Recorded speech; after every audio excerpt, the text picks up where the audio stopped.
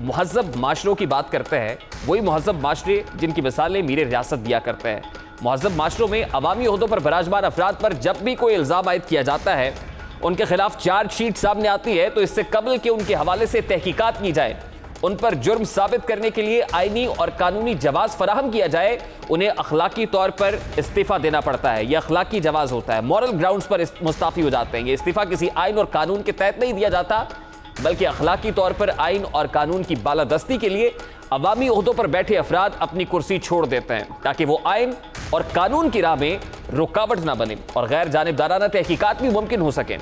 मुहज़्ज़ब अक़वाम में आज भी यही प्रैक्टिस की जा रही है।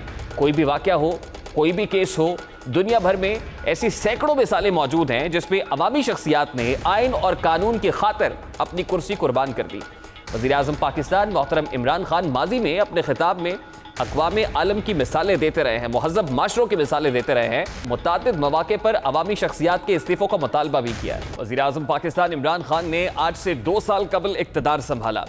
उन्होंने अहद किया कि वो अपने माजी के वादों को पाए तकमील तक पहुंचाएंगे। कौमी एयरलाइन PIA के हादसा पर तहकीकात हुई। अब होना तो ये चाहिए था कि इन तहकीकात से कबल ही वज़ीर हवाबाजी मुस्ताफ़ी हो जाते, वो रिज़ाइन करते। उन्होंने इस्तीफ़ा तो नहीं दिया, लेकिन उनके बयानात के बायस मुल्क की सिविल एविएशन इंडस्ट्री का मुस्तकबिल दाव पर लगा हुआ है।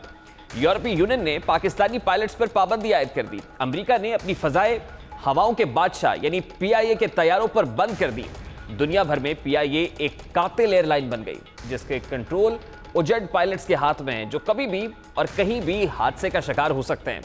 वज़ीर हवाबाजी के बयानात ने कौमी एयरलाइन को तबाही के दहाने पर पहुंचाया। पूरी कौम ने उन पर सवालात किए, मगर वज़ीर मौसूफ अच्छा सॉरी कहकर अपनी जान बचा लेते हैं।